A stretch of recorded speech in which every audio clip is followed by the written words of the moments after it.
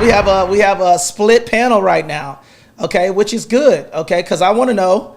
So tell me, I want y'all to come up and I want y'all to tell me why you believe that it's bad. Why do you believe that the 50-year mortgage is bad? And then guys, you guys are live on TikTok, Instagram, Facebook, LinkedIn, Twitter, everywhere, okay? So I'm gonna need for you guys to come up on the stage and have a conversation with me while we're talking about the 50-year mortgage, okay? So there's just a lot of misconceptions with it, and then today I'm going to be teaching it. And then also all of these things are going to be living rent-free. Let me see, wirementors.com/mortgages. /courses. Hold on just a second. Give me 1 second while I get the stuff set up here on let's see here. Interest payments doesn't even go down as much as you think. Text, hold on, LEARN to 760, hold on, 573-2731. Okay, all right, guys. So now we are live on Instagram as well. So I would like for you guys, can I get a couple of you guys to raise your hand? Come on up on stage. Okay, right now we got 180 people on the live right now across all social media platforms. And let's have a conversation. I want to know, tell me why you believe the 30-year mortgage is bad, okay? All right, okay, so right here we got, let's see here, let's see, Dot Ford basically says that, let me pin this real quick. Give me a second. Okay, let me pin it. Let me pin your comment. Okay, all right, so we got a couple of takers right now, okay? Some people says, here's what I have so far. Hello, okay? Kathy, good to see you. Bad, interest payments don't even go down as much as you think. Okay, so Dot Ford, here's what I'm gonna ask you to do. I want you to come over to TikTok and have a conversation with me. Okay, and for those of you that are on TikTok right now, tell me what you think about this product. Why do y'all believe that this is a bad product? I'm curious to know why you believe that the product is bad. Okay, so come on up on stage. Ladies and gentlemen, I'm gonna be covering the 30-year mortgage, the 50-year mortgage, and then we're going to compare and contrast the two. And then we're going to see, we're going to utilize for instructional purposes only, we're going to utilize a $500,000 property. And then the interest that we're going to use on that $500,000 property is going to be 6.5%. And then we're just going to compare the fundamental difference between the two. Okay. So if you guys want me to do that, put a 1 in the chat. Okay. Because we're going to, instead of guessing, okay, I don't debate, I educate. So today we're going to be discussing it, but I'm going to need some participants. So right now, for those of you that are in the listening lounge, come on up here. Don't be afraid. Crosby. Okay, I am Shay. Bray, come up, bro. I need you to come on stage, please. Brady, come up. Okay, come on stage, bro. Hang out with me. Okay. All right. So Crosby, welcome to the show. What state are you located in, and what question do you have about the mortgage? What do you think? Crosby, what do you think? What do you think? Good or bad? What do you think about the 50-year mortgage? I think it's bad. It might look good on paper as far as the payments, but long term, for some reason, I don't think it's good. Okay, all right. So why do you believe that? Why do you believe that that program came out? What do you think? What's your thought process on that? Why do you believe that why do you think that Trump administration released the 50-year mortgage? What do you think? To make it seem affordable. Okay. All right. The payments per month be easier to make the payments monthly. Okay. I mean, that's stretch out the payments more. Okay. All right. So, and I'm glad that you came up. And then, do you own a property right now? No. Okay. Now, the reason why I asked that question is because what is keeping you from investing in real estate? And I know we've talked on the panel before. I used to. Okay. I used to, but not at the present time. Okay. All right. So put a 1 in the chat if you guys agree with him. Put a 2 in the chat if you don't agree with him.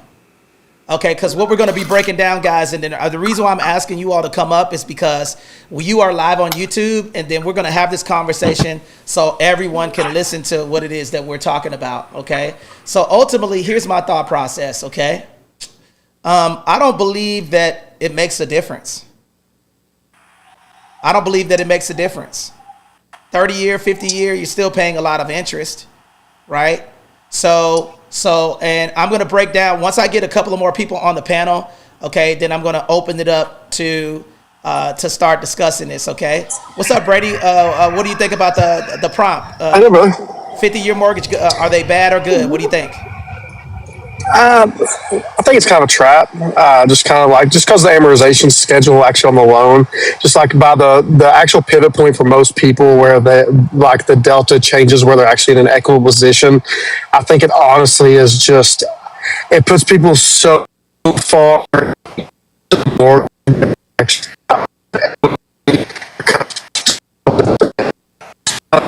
The people that are buying like the top of the market, especially like say you put this. Brady,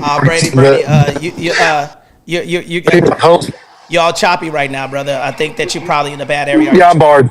Are you traveling? Yes, sir. I'm teleporting currently. Okay. No, not a problem. Okay, so now here's what I think. Okay, so Brady, I want you to share with the people what you did with your property, just that way people know what you were able to do, because you put a substantial amount of down payment, correct? Yes, sir. I just so I didn't have to pay private insurance for our mortgage insurance on the home. Okay, all right. So essentially, guys, here's what we're going to be discussing. Okay, pros and cons of the 50-year mortgage. Okay, and then we're going to be talking about the interest. Okay, so here's the fundamental difference between a $500,000 property. Okay, interest payments, and then let me ask y'all this question. Okay, the question that I propose to you guys is that, what is the interest difference on a 50-year mortgage and a 30-year mortgage at 6%? What do you think, Crosby? Brady? About 200 grand, I don't. You got me on that. Quick numbers. About 200 grand. You got me on that one. I'm not quick with that. 250. Okay. Around there. So now I want you guys, that while you guys are here, if you want to know how to figure out how much interest that you're going to pay on a, if you want to figure out how much interest that you're going to pay on a mortgage, put a 2 in the chat. Okay, because I'm gonna break it down for you guys. Okay, hold on just a second. I had to put my phone on do not disturb so I don't get any phone calls. Okay, so right now we got 16 people here right now. I need for you guys to get on stage. I'm not going to do it if you're in the listening lounge. So if you want me to break down how the amortization schedule works, put a 1 in the chat. I'm going to break it down so all of you guys can understand it. And this is something that you can utilize and you will be able to figure it out. Now, Crosby, go get a calculator because you're up here. You're going to be my example, okay? All right, so right now, if you're here, ladies and gentlemen, I'm breaking down the 50-year mortgage, and I'm going to do it manually so you understand how it works.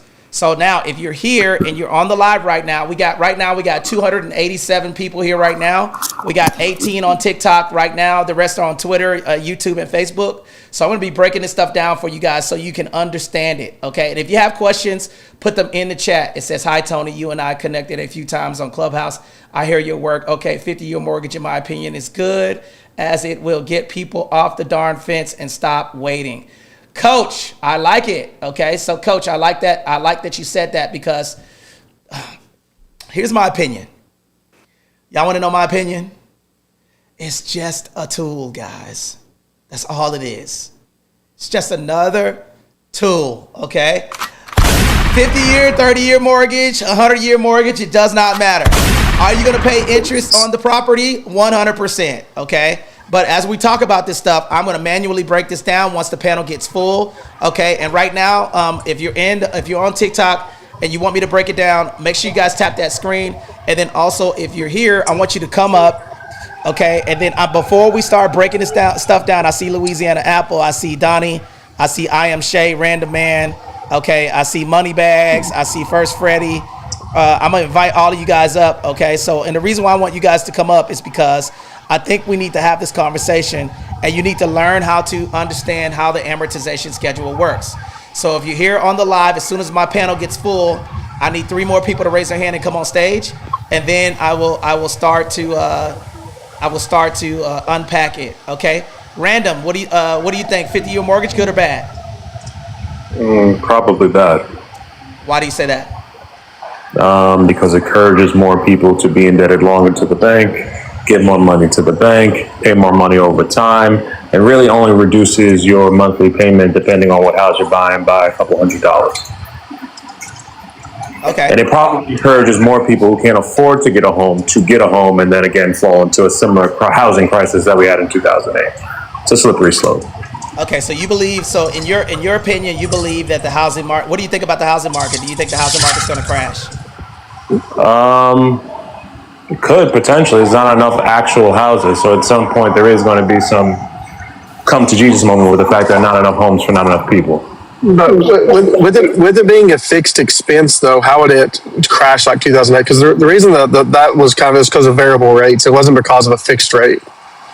If people don't pay their mortgage and there's a crash, if there's a wholesale stop or non-payment of mortgage because people can't afford it because they've been given mortgages that they otherwise cannot afford, and a 50-year mortgage will be an expansion of that, where people will probably be getting qualified that should not be getting qualified because the bank makes so much money off of it that they're incentivized to qualify people who are not qualified, then yeah, we could find ourselves in a similar position where we have a bunch of people who default at the same time.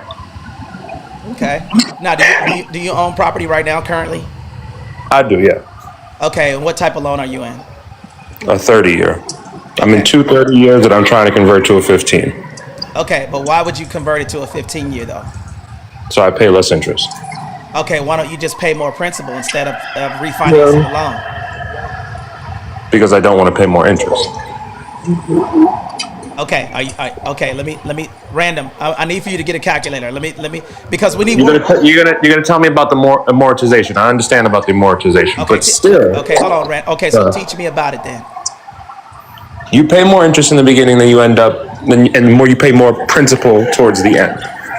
I'm not so far in my loan that it makes that much of a difference to me. Okay. So what I'm saying, okay, so why would you refinance your loan because the amortization schedule starts over again? I'm not that far along with starting over. Is that problematic for me? How long have you had the property? 3 years. Okay, so you had the property for 3 years. Okay, what's your interest rate? Okay, go. Can you get a calculator random because I'm gonna show you a different way to do it. Okay, if you're up I'm down to listen. I just don't have a calculator with me. So okay, if you just walk me through it. Okay, all right. So put a 2 in the chat if you guys want me to break this down. Okay, so here's the fundamental difference, guys. I'm gonna tell you guys this straight up. Listen, it does not matter what type of loan that you have, whether it's a 30-year or a 50-year or whatever. As long as it is installment. Everybody put that in the chat. Installments. Okay.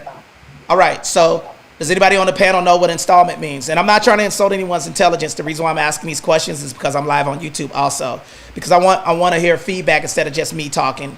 What is the difference between installment debt? Installment debt is a fixed rate APR that is a fixed cost. So more you pay, there's not early prepaid penalty for paying off early. So it is a debt that over interest is all principal.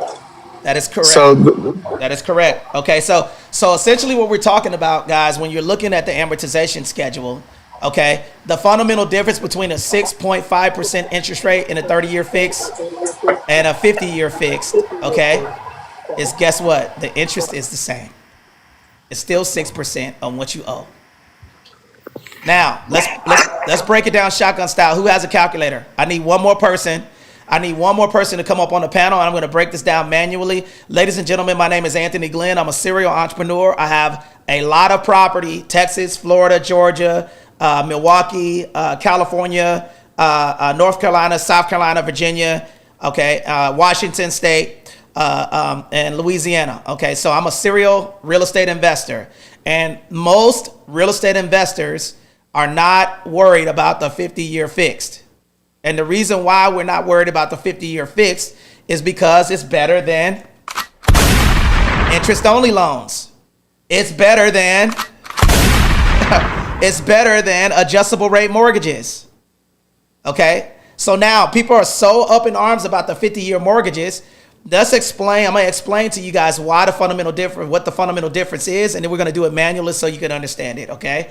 Crosby, do you have your calculator yet? Anybody got a calculator on stage? Do y'all want to help me out?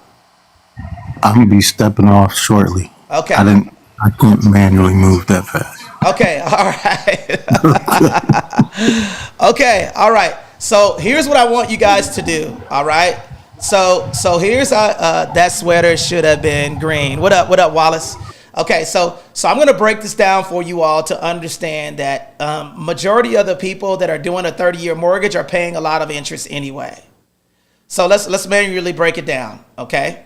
So now we're going to utilize 500,000 for an example. Okay, everybody put 500,000 in the chat. Okay, and then we're going to do a 6.5% interest rate. Okay, 6.5% interest rate.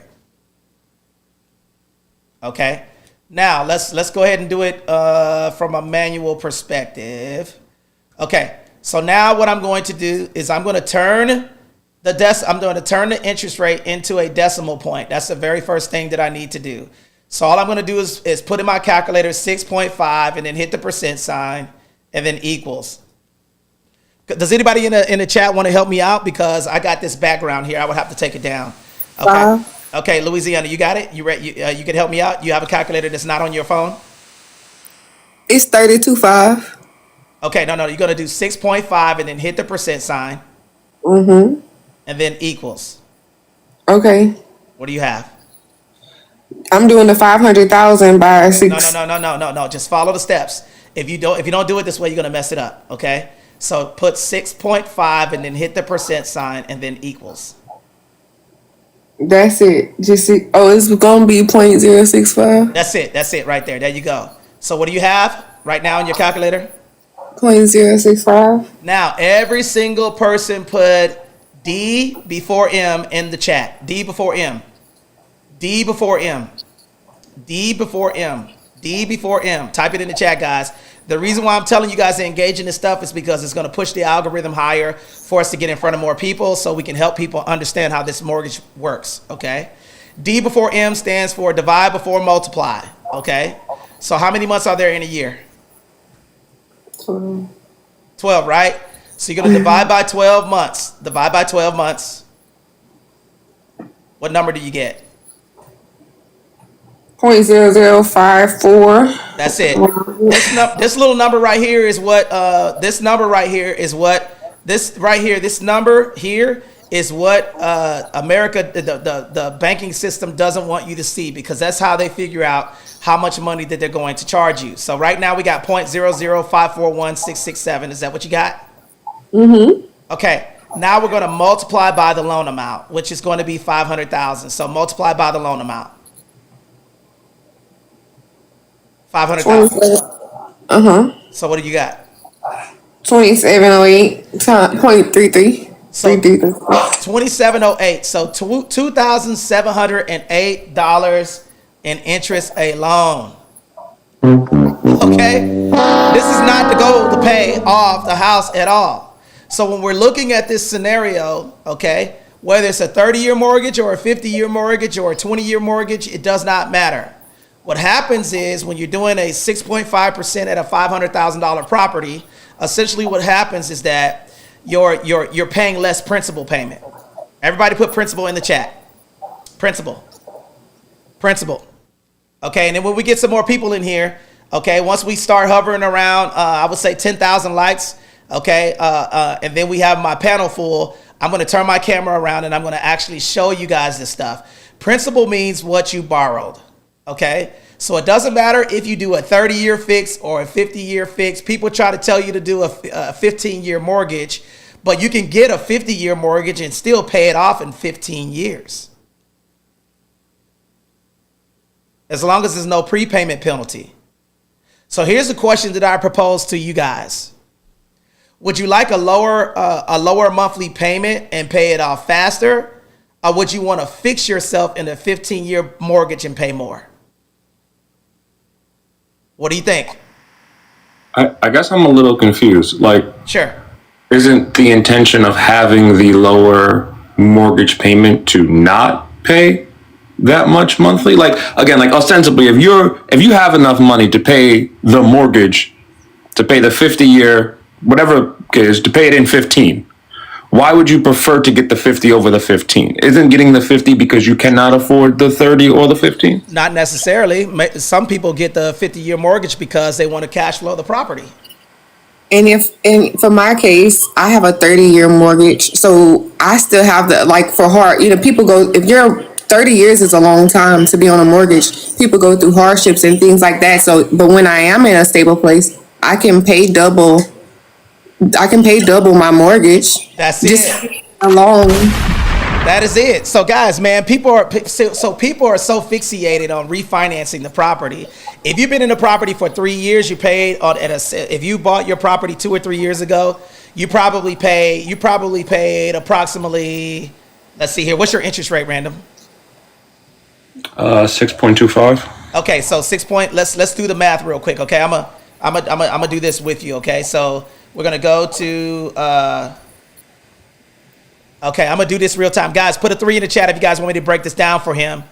Okay, ladies and gentlemen, I want everybody, we got 42 people here right now. This is gonna be a great room. For those of you who wanna know the difference between a fundamental difference, I'm breaking down the amortization schedule so anyone can understand it, okay? So what I'm gonna need for you guys to do is tap the hell out of that screen, give me up to 10,000 likes, and if you're in the listening lounge, come up on stage, and I'm breaking this stuff down, and then we're breaking down the 30-year, 50-year, 15-year, and the fundamental difference and what's going to be the principal and interest payments, okay? So everybody right now put PITI in the chat. PITI, PITI, PITI, okay?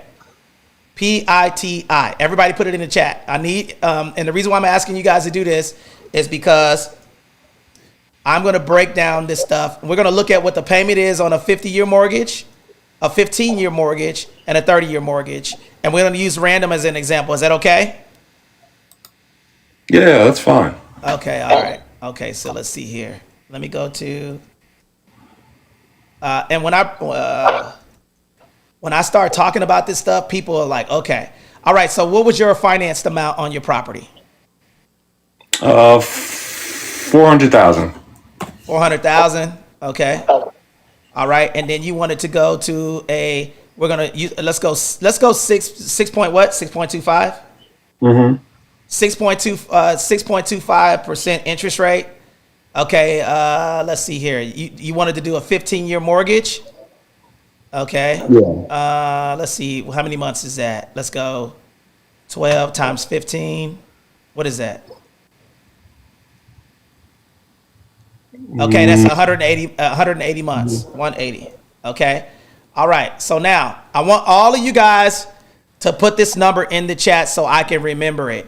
On a $400,000 property at 6.25, this is not the taxes, the insurance. This is just the principal payment and the interest payment. That's what matters. Okay. Principal and interest. Taxes and insurance is pretty much going to stay the same whether I'm at 15-year, 30-year, 50-year mortgage, okay? So now, all right, so your principal payment, okay, so right now, your interest payment is going to be $2,083 on a 15-year mortgage at a 6.25%. So put 34.29. Everybody put 34.29 in the chat. 34.29 is going to be your principal and interest payment. 2083 is going to be your interest. So Random, okay, Louisiana, let's manually figure out the interest on it. You ready? Let me know when you're ready. Louisiana, are you there? Hey, I'm here. Okay, all right. So I want you to, okay, so what's the first step if we want to figure out the interest? Let's see if I'm correct, okay? So right now we're going to go 6.25. And then what do I have to do next? Hit the percent sign, correct? Mm-hmm. What's your number? I'm going to do it with you. 0.0625. Yep. Okay, 0.0625. Now, what's my acronym that I told you to remember? D before M. D before M. So I got to divide by what? Divide by 12 months, right? Divide by 12 months. What number do you have? 0.005208 and a bunch of threes. Okay, so now we got to multiply by his loan amount, which was what? 400 what? 400,000, right? What number do you get? 2083. Oh, look at that. Look at that. Okay, so I was right? Was that the right number, 2083? If you guys don't know how to figure out the amortization schedule, you should not be buying property. So ladies and gentlemen, I'm breaking down the 15-year, 30-year, and 50-year mortgage, and I'm showing you how to break it down manually so you understand. You can calculate, okay, how to negotiate the property. Okay, so we figured out that no matter what, whether I'm at a 15-year, a 30-year, or a 50-year, the interest payment in the beginning is going to stay the same, which is $2,083 based off my unpaid balance. We put a 2 in the chat if you guys are with me.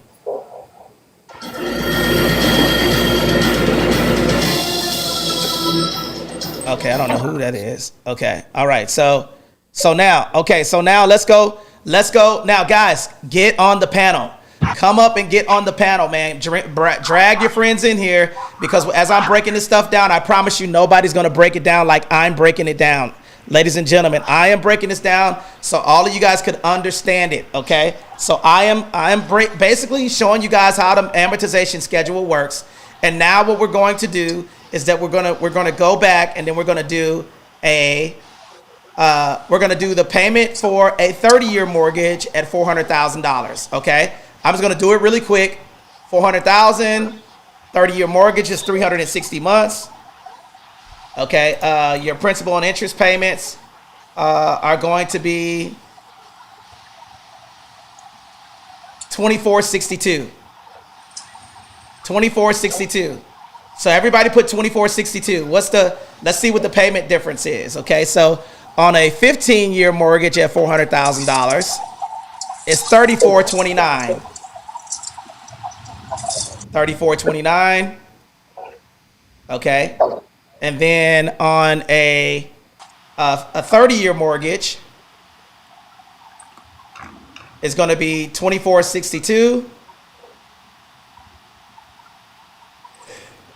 That's a $967 difference per month. Now let's multiply that times 12. So if you're going to be paying around $11,000 more annually if you did a 15 to a 30-year fix with the same interest rate. Now, okay, so right now, not everybody put 967 in the chat, okay? So a $400,000 property at 6.25 at 15 years is going to be a little over $3,000, $34.29. A principal and interest payment on a 30-year is going to be $967 more. So now let's go to the 50-year. Are y'all with me? I want to make sure you guys got this because I'm breaking it down so anyone can understand it. And if you have any questions, please ask me questions. I like the 50-year mortgage because if I'm a responsible person, now, this is not for people who are not responsible. That's the problem. Yeah, I like the 50-year mortgage, right? Because my monthly payment is going to be lower, and therefore that it enables me to put more cash towards the principal balance. But again, I gotta just throw a wrench in here because the difference between the 30 and the 50 is only going to be like $250 or $300.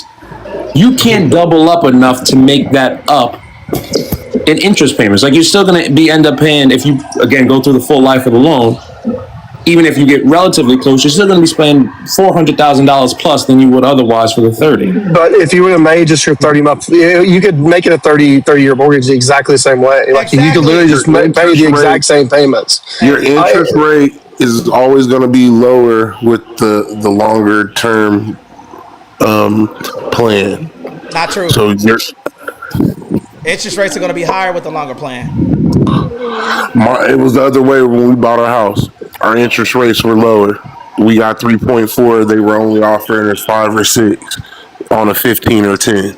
Okay, so typically with 15-year mortgages, they're usually lower. The longer the loan, the more risk it is. Yep. Yeah. So I don't know. Yeah, that might be a one-off scenario to where they offered that. But typically, the longer the loan, the higher the rate. But okay, okay, I would do the 50-year mortgage all day long, and the reason why is because I know beyond a reasonable doubt that I can get the 15-year mortgage and be fixed at a fixed rate, at a fixed lower monthly payment, and then any extra money that I get, like my mortgage interest tax deduction at the end of the year, I can write a check towards principal and make that 50-year mortgage a 30 or 15. But we're talking about why just do a 30? Like, why wouldn't you just Are we talking about holding it? Hold on, Are we talking gentlemen. are we talking about responsible investors? Oh, I apologize. Hold on, gentlemen. Hold on, guys. I know, ladies and gentlemen, if you guys are enjoying the conversation, put a 2 in the chat. Okay, please, one at a time, because I don't want to mess up the listening experience. You guys are live on TikTok, Instagram, Facebook, LinkedIn, Twitter, and Facebook groups. So I want to make sure that we keep some decorum. Make sure you land your plane short. And then if you guys are interested in seeing or getting the replay to the YouTube, all of this stuff, put a 3 in the chat, because I'm breaking this stuff down so you guys could understand it. So let's go to random, and then we're going to go to Brady, okay, and then Will. Just 2 quick points and I'll land my plane here. Like, I guess I'm not understanding the thought process behind getting a 50 and then attempting to pay it in 15, knowing that the 50 again has a higher interest rate, and you can't just you can't pay the difference between the 50 and the 15 to get it paid in 15, right? Yes. The difference, for example, the difference between a 30 and a 50 and a monthly payment is $280, right? I don't understand the advantage of having $280 lower in a monthly payment to then pay $450,000 in interest payments, right? To get to that same amortization level, right, where you start hitting the principal, you can't just pay the 2462 or the 30-year mortgage payment to get there. Like, you have to pay above and beyond to get to the same point than you would in a 50. So I'm just not understanding the advantages. Okay, so ladies and gentlemen, if you guys want me to show you how to turn a 50-year fix into a 30-year fixed mortgage, put a 4 in the chat, okay, without having to refinance, okay? Because random, you're going to have to hang around, because here's what I'm going to do. I'm going to prove to you guys that it does not matter whether you get a 15, 30, or 50-year mortgage, and I'm going to show you real time. But here's what I'm going to ask you guys to do. I want every single person in here to type real estate in the chat. Type real estate in the chat, because this is going to push the algorithm out. I want to get to around 100 people into the space so I could not have to repeat myself. Okay, type real estate in the chat. And then for those of you that are in the listening lounge, I want y'all to tap that screen with both hands, okay, 100 times right now, okay? Try to get me up to 10,000 likes. My goal is 100,000 likes. And then also, if you're in the listening lounge, I want you to come up, okay, and then I like my panel full. So these are the rules of engagement, okay? So as long as you're abiding by those rules, okay, and once we get to around, let's say 10,000 likes, I'm going to break down, and I'm going to show you guys on the amortization schedule why this is important. But I want a big room, that way I can get more people in here and teach them people the same thing. Okay, so Brady, what's your rebuttal for random? What do you think? It doesn't make sense, like what he's saying, because like as long as the interest rates, if you have the same interest rate on 15, 30, and 50, there's actually zero difference. There's zero difference. So, because you're paying against your principal doesn't change. Just because you take a 50-year mortgage doesn't mean you have a higher principal. Your principal starts at the beginning of it. That's why it's an installment loan. So you're paying against interest over time, that's why it's an APR. It's not a daily or a based on anything. It's an annual APR against the principal of the balance. So if you paid it in 15, it'd be exactly the same as 15 as on a 50, and then it would 15 on a 15.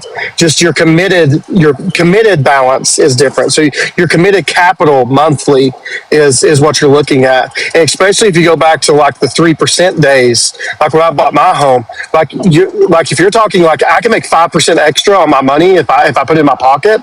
And like just by putting in a basic index fund at 8% a year, I'm making 5% on my money instead of to committing that capital into a 15-year mortgage for no reason. So I could take a 5 cap instead of losing money on it. Can I just quickly respond to that? Because I'm not against the idea, right? Like the difference between a 15 and 30 is substantial, but the difference between a 30 and a 50 is $250. No. Okay, let's do 30. Right. Let's do 30 and 15. Okay, 400,000. That's what is that? How many months is that? 500 months. What is that? Let me see. 50. What? 12 times 50 or 600 months. Let me see. Like I have the number.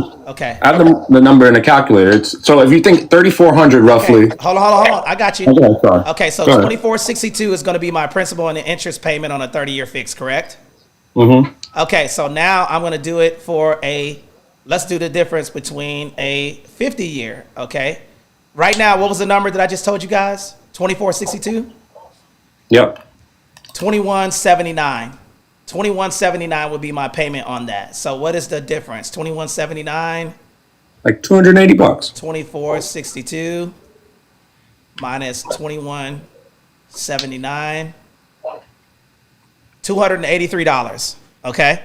So now $283 times 12 is approximately $3,400 annually. Okay, in monthly payment difference. Now. Okay. Oh man, I'm loving it, man. I get them. Okay, ladies and gentlemen, guys, we are whoever that was. Thank you for who was that gave me that gift. Scott, thank you, brother. I appreciate that. You always pull up and showing love. So, guys, what we're doing is we're talking about the 50-year mortgage, the 30-year mortgage, and the 15-year mortgage.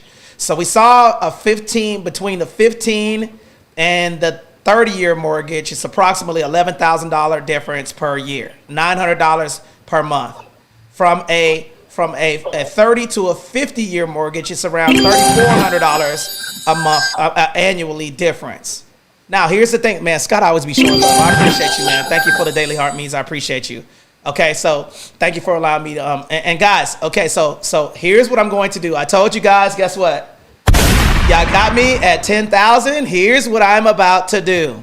Now, are you ready, Random? Yep. Okay.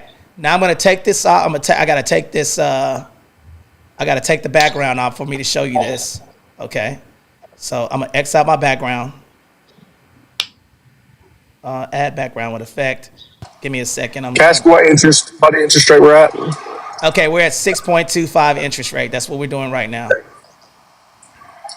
Okay, so what I'm gonna do is I'm gonna take this. Try and take the background off so I can show you something. Okay. Give me 1 second. I'm trying to change my wallpaper.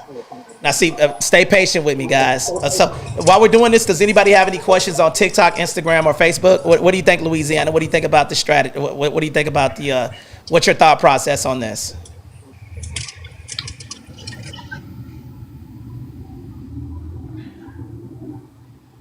Okay, all right. So what I'm gonna do is, oh, wait, hold on just a second. That's the wrong one. Okay, so now. All right, y'all with me? No excuses. Come on up here, dog. Come up. You definitely need to come up here, okay? Sorry, I'm not close to my phone, but I'm following. All right. So now what I'm going to do is I'm going to turn around my camera. Let's take a look at this, okay? All right. Can y'all see my screen, or is it blurry? Okay. Now, I know some of you guys are not just going to have to listen to me on X and Facebook. Okay, so here's the 50-year mortgage. Now, here's the easy way. Why would you refinance this mortgage? Why won't you strictly focus on making sure that your interest rate stays the same? We already know how to manually do the amortization schedule. Okay, now, here's what you're talking about. I buy the house for $400,000. Okay, I keep it for 50 years, which most people don't do. The average people keep houses for approximately anywhere from 4 to 8 years. Okay, my total repaid balance is going to be $1 million. So my interest paid is going to be $907,000. That's a lot, right? Bruh. Right? But here's the kicker. As I scroll down, okay, see that? My principal payment, the number is the same $2,083. So that means that the bank is making $2,083 and I'm paying down $96 of what I borrowed. The amortization schedule is criminal anyway when you're looking at this thing. Put a 2 in the chat if you guys are seeing this. So that means in order for me to pay down $1,192 on my loan, the bank is charging me $25,000. Okay? But here's the key though. The pros to this scenario is that if I was to write a check right after my first year of this 50-year mortgage, because my monthly payment is going to stay the same. If I was to write a check after my first year and I got a tax return and I got my mortgage interest is tax deductible, so let's just say I got a $10,000 check at the end of the year. How much interest am I skipping?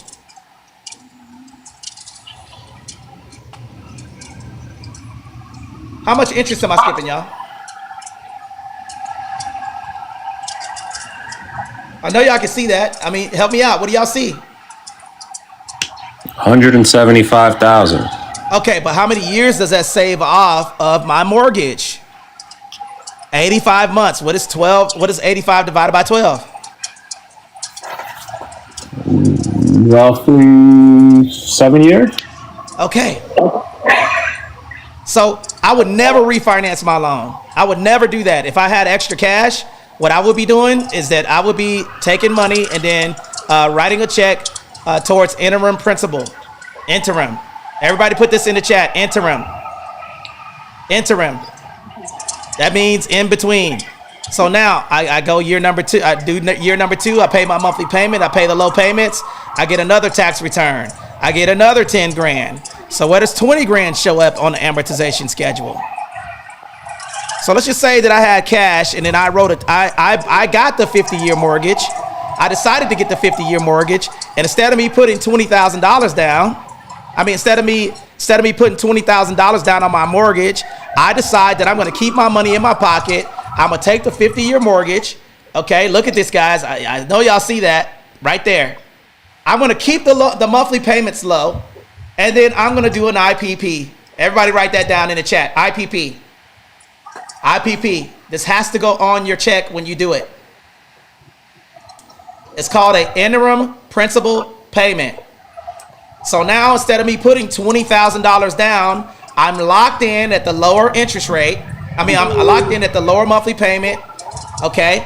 I write a $20,000 check after closing, and I take 141 months off my loan.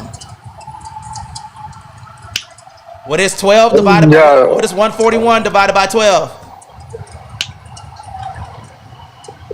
It's like 11 point something. Okay, so what is 50 minus 11 years? 39 years, right? So guys, I would rather pay the lower monthly payment and utilize this strategy to get my foot in the door versus doing a 15-year mortgage when I'm fixed at $3,500 a month. But I guess my question is, ain't $3,400 a year, like over the 50-year like amortization of this loan. Like if you had $3,400 and you just a base investment at 8.5%, which is like a random is like 8 to 10%. I mean that's $2.5 million over a 50-year, because we're talking a 50-year mortgage. So that's you're talking about $900 in interest, but you make $2.5 million of the money that you invested. So you'd have a $1.5 million return on your capital over the $3,400. But I guess my question is, why would that, again, take the 15 aside. If we compare the 50 to the 30, where the difference is legitimately $280 a month, why would this? That's what I'm saying. Why would this method? That's $2 million. Yes, $2 million. What do you mean? It's That's $2.5 million. $3,400 over 50 years is $2.5 million. You're not counting the $10,000 that you're putting into this every month. What does that come to when you compound that over months and years? But you're putting it down directly towards the principal, and there's no interest on it because you're paying the bank can't charge you. Hold on, brother. Hold on. I'm trying to explain it. Okay. Right. So the bank cannot charge you what you do not owe. So if I I'm leveraging the lower monthly payment, $11,000 a year difference between a 15-year and a 50 year, my monthly payment is still the same. I have a fixed low monthly payment. And all I'm going to do is when I get extra money, I'm going to do an interim principal payment. So I'm not going to wait the 50 years. I could still do a 30-year mortgage with a 50-year mortgage in place. And then the extra money that I have, I can invest it in the stock market. So now I have the real estate. I am expediting my equity position. And then I have cash flow. You can't tell me that this is not making sense to you. But you're saying extra money. You are putting extra money towards getting it to the 30. You are taking your refund check, the $10,000. You are taking that and putting that to the thing. You are actively paying that. It's not like the money comes out of thin air. You are actively taking your money to cut it from a 50 to a 30 for the sake of a $300 cash flow month to month. It's a tax deduction. Yeah, So like it's the tax deduction that he's using. It's the overall savings. The government incentivizes like their citizens to do certain behaviors, and there's a reason why that's a tax deduction, because they want you to buy homes. So like he's just using the government's money instead of using his own money, which is the smart thing to do. But it's the same. You're getting the same deduction back, whether it's a 30 or a 50. It's to the point where the overall savings. So you're seeing it as if the interest is going to stay the same over the life of the loan, irregardless. You're missing the part where if you pay early, you don't owe the interest. There it is. What you're missing is, the bank's not going to charge him for paying early, but the government will charge him for not paying, like for having the lower interest. So pretty much what he's using is he's using the tax code to pay the bank instead of using his own capital to pay the bank. It's taking advantage of a tax code that's in the U.S. It's just smart real estate investment. There's no distinction between the 30 and the 50, though, when it comes to the tax. Massive difference. What is the difference? What would be the difference? You're writing off the interest. These are two separate things, though. You have the opportunity to write off the interest, and you also have the opportunity to pay it off early. Oh my God! Yeah. So while paying. Oh my gosh, y'all. Ladies and gentlemen, if you guys are enjoying the conversation, put a 1 in the chat, guys. Ladies and gentlemen, I have no excuses in the building, guys. Make sure you're tapping that screen. Let's get us up to 50K. Take your booger finger and then tap that screen, left and right finger. Tap that screen 100 times each finger. That way we could curate the algorithm. And for those of you that are in the listening lounge, please type business or real estate in the chat. We got 68 winners here right now. Okay, Random ain't getting it, man. Random. I wanna see, like, Random. What are you trying to get, man? Like, what is it that you're not understanding? I think that because when we're answering his questions too, we're not directly answering his questions. We're giving him more things to consider on top of that. So it's kind of confusing because I'm hearing. It's not super confusing. Again, if you take a 6.5 interest rate for a 50-year comparison to a 6.25, host has already said the higher you go, the more interest rate goes up, right? Those monthly payments are identical, right? So there's no saving in terms of cash flow on a monthly basis. But y'all are saying that we should instead get a 50 instead of the 30. Pause. Back up. Yes, it is. If you're doing a 15-year mortgage and a 50-year mortgage, the monthly payment difference is like $968. I'm not talking about a 15 or 50. Okay, I'm talking about a 30 and a 50. Okay, for a 30 and a 50, you're still saving. Because the actual monthly difference. Hold on, brother. Your monthly difference is around $380 per month. If the interest rates are equal. Right. But a 50-year interest rate would be higher. Would you agree than a 30-year? Not necessarily. It just depends. Because let me tell you what makes up the interest rates. It's your debt to utilization, your ability to repay, and how risky that you are. You can get a 30-year fix with a 6.25, and you can get a 50-year fix. It just depends on what the banks are offering at that specific time. And the banks usually incentivize. They usually want you to go for that 50-year mortgage because they're going to want you to pay that lower payment so that they get higher interest on the back end. So they're not going to always. Well, random. What on average? When you extend the life of a loan, what happens to the interest rate? Not a mortgage, though. You're considering a loan as an overall loan on anything. When you're looking for any type of loan, a business loan, a personal loan, a mortgage. When you extend the life of the loan, what typically happens to the interest rate? You pay We're not more, considering. you pay more. But basically, what you're saying, we agree with what you're saying, Random. You pay more interest. But let me ask you a question: if you had a choice between a 30-year or a 50-year mortgage, is your monthly payment going to be higher or lower? If everything is held equal, it will be lower. Okay, so if you have a lower monthly payment, that means that you have more cash flow, right? Sure. Yes. Okay, all right. Yes. So now we're getting somewhere. So that basically means that if I have more cash flow, I have the ability to do more things with the money that I have, correct? Yes.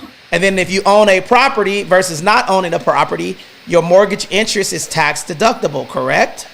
Yes. Whether you have a 30 or 50, yes, agreed. Okay, so that means that if you got more cash flow, you could pay more interim principal payments, correct? By taking other money that you're paying. That's what I'm saying. You're using Come on, the Random. difference. I know you get this, man. I know what it is Bro, right now. you're just using the difference to cut the middleman out of the interest that you would otherwise be paying. It's not a skirt around. That's what I'm saying. You're using your own money to cut down the principal. Random, I know you're a smart dude, but no excuses. What do you think? What's your take on it? I mean, it just seems really it seems really simple to me. I mean, if you got a loan amount $450,000 house on a 30-year, you're gonna pay $2,500 a month. I mean, if you just take the principal amount, the interim principal amount after a certain amount of time, let's say you did it after, 2 years or whatever, you're just gonna hit and pay, what was that, like 24,000 or something like that. If you're using that money in order to pay down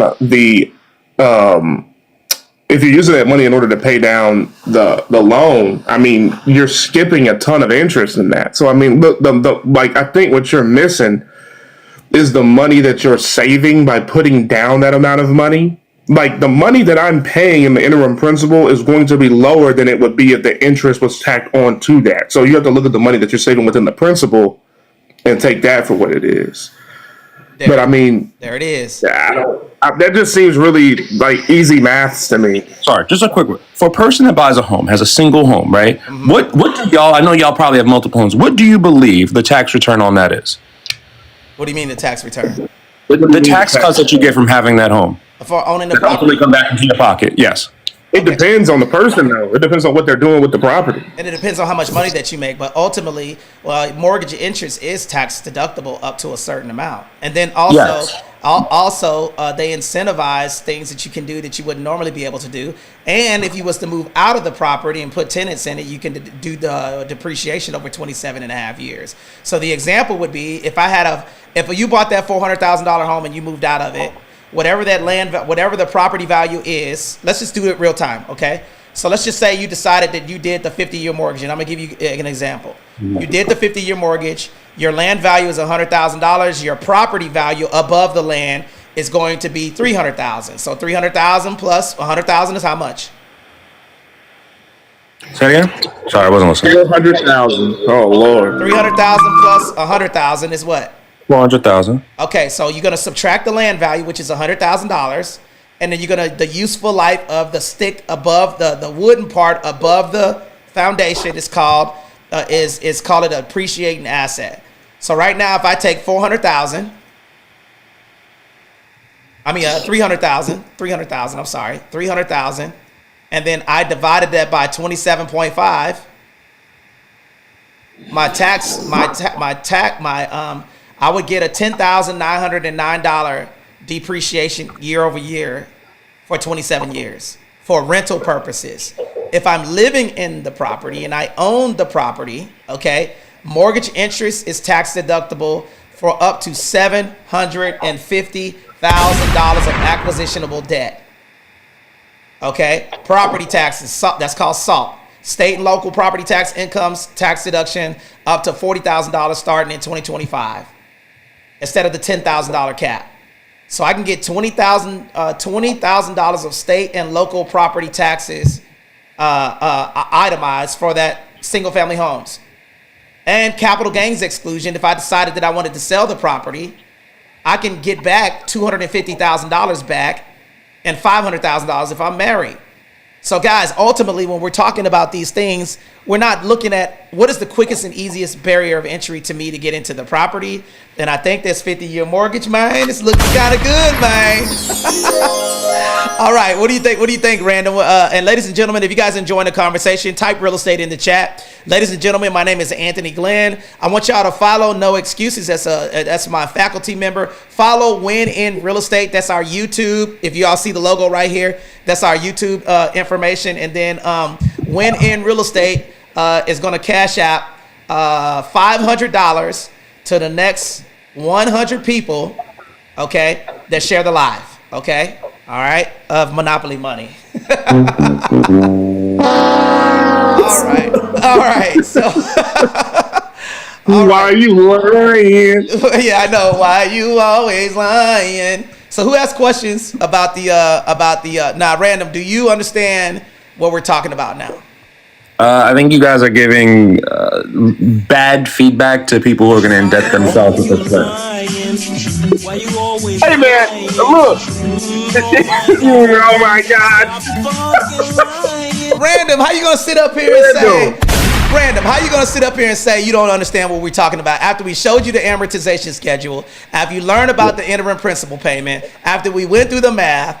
Come on, man. Yeah, y'all are advocating that people take out of 50. You are a smart man, Random. This again, look. This. I'm not saying that it won't work for some people. Clearly, you have figured out a way. You have multiple houses. You've figured out how to way to work the tax system in order to get some money back that you. But I don't even think that you would be taking out a 50-year mortgage, brother. Right? I think you're advocating people to do something that they cannot take advantage of and will ultimately put themselves behind the 8 ball, where they're ultimately paying a 50-year mortgage. Lord. All right. Random, cut it Wait, out, look, bro. look, Cut it Randall, out. bro, Randall, look, Randall, hold are you serious? hold on one second, Tony. Look, Randall, bro, listen, man, let me ask you something. Would you rather use your money to pay for a house, or would you rather use somebody else's? Bro, you don't have to explain it to me. I understand the perspective. I'm not arguing the perspective. I'm arguing that the You don't difference in understand benefit anything that 'cause you you haven't answered get. the question yet. I'm arguing that the benefits that you get between a 30 and a 50 are so minute that you're actually just putting people in a position where they ultimately will fall behind and not be able to get out of the debt that they've incurred from taking out a 50-year mortgage. Everything y'all saying, bro, everything y'all saying between a life- 15 and a 30 is fair. Everything you're saying Life between a 15-year is mortgage all and a about 30-year options, mortgage bro. is fair. Right. But between It's all a about 30 and a options. 50, the difference between Bro, I think that, Random. so Random, you're taking it as a perspective as if life doesn't change or shift for anybody. People want to become homeowners, and they might start at the beginning, young kids, right out of high school or right out of college in their career. But that doesn't mean their income is going to stay the same at an entry level. They can be making double their income this year, next year, and then they have those opportunities to make double their payment. So yeah, Especially if they watch my channel. it might harm the person who is irresponsible, who will take advantage of their 50-year mortgage and continue, or it might help a person who maybe never going to exceed a certain income but still want home ownerships. But those aren't the people that lenders are looking for either way. The people who are not doing the right thing by their credits either way. So the people you are fearful for are going to end up in a bad position either way. But the people who are going to take advantage of this and do the right things or are going to take off with their lives or sell their homes or whatever, they're going to benefit. I'm not arguing you in the theory of it, right? Hold on, Because the let me ask you a difference between question. go ahead. What's the difference between a a person with a 50-year mortgage that forecloses on their property, or a 30-year mortgage that person that forecloses on their property? Nothing. Okay, and then also, do you believe that people will foreclose on a lower or a higher monthly payment? On a higher monthly payment. Okay, man. So why we? Come on, bro. Because the question, the distinction again. All right, so then let's make this argument about a 100-year mortgage, right? Why wouldn't a 100-year mortgage work? Come on, man. We're not talking about 100-year Do you mortgage. believe in a 100-year mortgage? We're not talking about 100-year mortgages. We're talking about. We're arguing the point of diminishing return. Okay, we're talking about a 50-year mortgage and a 30-year mortgage. Of which the distinction is $280 a month. Okay, so here's the fundamental difference that I want to tell you. Okay, so ladies and gentlemen, if you guys are enjoying the conversation, this is the Seasoned Chicken Investment Room, guys. We have fun over here. We go back and forth, guys. You are live on YouTube, Instagram, Facebook, LinkedIn, and Twitter. And I want to tell you, Random, bro, I got to tell you, man, this is what I hear right now from you.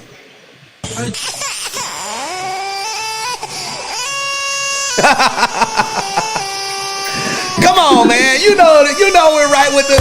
You know we're right, man. Come on, Random. Come on, my dog. Okay. So listen, guys, we're talking about the 15-year and 30-year mortgage, and we're breaking it down. And guys, if you guys are enjoying the conversation, put a 2 in the chat. You can't come up here. Don't get butthurt. We're just having fun today. We're basically breaking down. We do a little banter, but we do a little teaching also. And I want to say, man, you know what I want to say, man? I want to say, can we put congratulations in the chat, everybody? Can we put congratulations in the chat, ladies and gentlemen? Can we type congratulations? I want to say congratulations for No Excuses. Y'all want me to tell y'all, No Excuses just opened up his men's line. He has a men's line shirt that's coming out, and the back is cut out in the back. It's an open back shirt for men. Okay, he just went viral. Okay, and then also it snaps between the legs. Okay. What the fuck? Hey, man. Nah, I made nothing of the sort. Viral, okay. So I appreciate you guys for hanging out with us today. Nate, what do you think? 50-year mortgage, 30-year mortgage. What do you think? You think it's good or bad? Oh, we can't hear you. You on mute, brother. You on mute, brother. Yeah, so I'm a loan officer, so I see the benefits of both, but you got too much going against it, and not what you guys are saying. What you guys are saying is from the investment side is true. It gives you more, frees up money. You know, that's the big thing. You typically have a lower payment, but I do need to kick back on one thing. 15-year is a lower interest rate than a 30-year, and a 40-year right now is higher than a 30-year. So, you know, it's not much. It's an eighth of a point typically. So you can expect the same for a 50-year. I don't think it's going to be equal. Banks aren't going to do that. They don't lend for free. So, but from the investment strategy, you guys are probably correct. From the back end, the mortgage-backed securities end, I don't think it will ever get approved, because you got investors that at some point have to buy that debt, and they're not going to do it. They're not buying 40-year right now. 40-year has been offered for, going on 30 years now on certain products. You know, you can get that with a lot of Indian loans, Native American loans. They offer that 40-year, and it is so hard and challenging for them to sell it. So it has a lot of challenges up front. Stick with the 30-year. Keep doing what y'all are doing. I've been listening to y'all for the past couple of months. Y'all are giving good advice.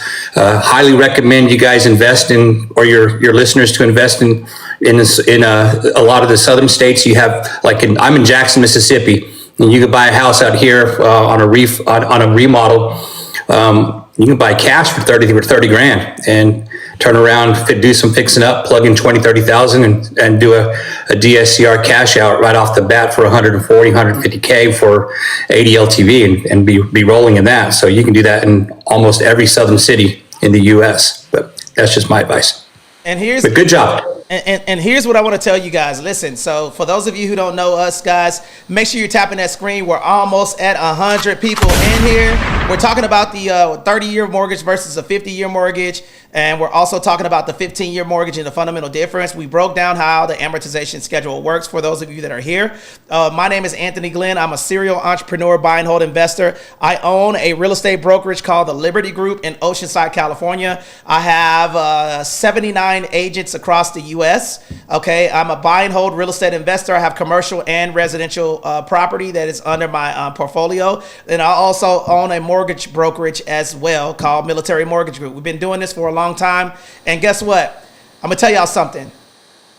50-year mortgage, 30-year mortgage, as long as you are responsible, 50-year mortgage is just another tool. And what Nate was talking about, guys, is selling it on the secondary market. Let me tell y'all a big secret. Loan officers don't make more money because they're trying to give you a 50-year mortgage, guys. It doesn't. I don't know why people are thinking that loan officers are making more money. Loan officers make the same amount of money, whether it's a 30-year or 50-year, okay? All right.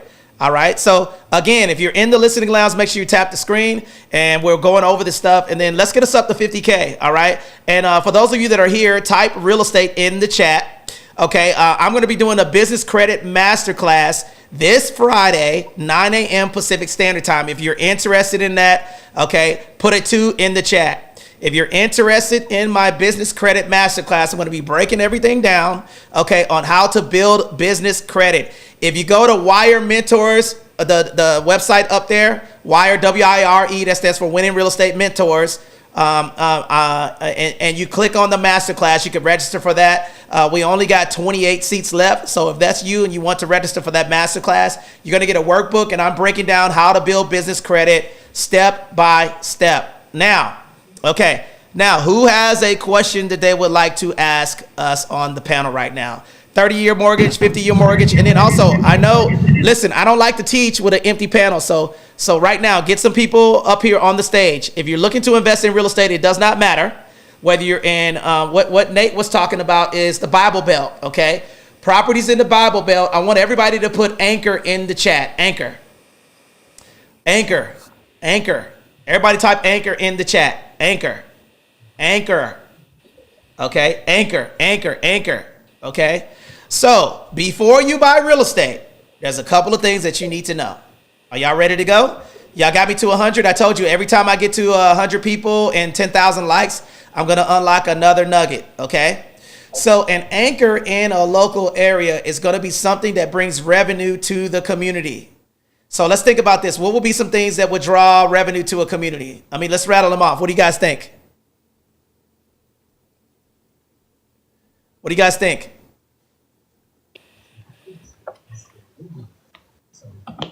What do you guys think? Okay, a corner store, okay, movie theater, new businesses, jobs, a casino, okay. All right, what do you guys think? Car wash. Okay, restaurants, car wash. Manufacturing facility, entertainment facilities, an Amazon warehouse, shipping facilities, anything that actually moves product and brings in actual GDP. Not just takes from the, because corner stores usually don't really bring in a lot of GP. It just kind of recycles what's in the actual community. I would say like amusement parks and tourism. That's a big one. Yeah, something that brings in new capital, like an Amazon or a warehouse facility, something that's actually producing income inside the community and shipping out product that brings actual income in. Okay, all right. So what do y'all think that they are? Okay, so let's talk about these. What do you think that some of the things? Maybe a military, maybe something that doesn't go out of business, like a military base. The hospital.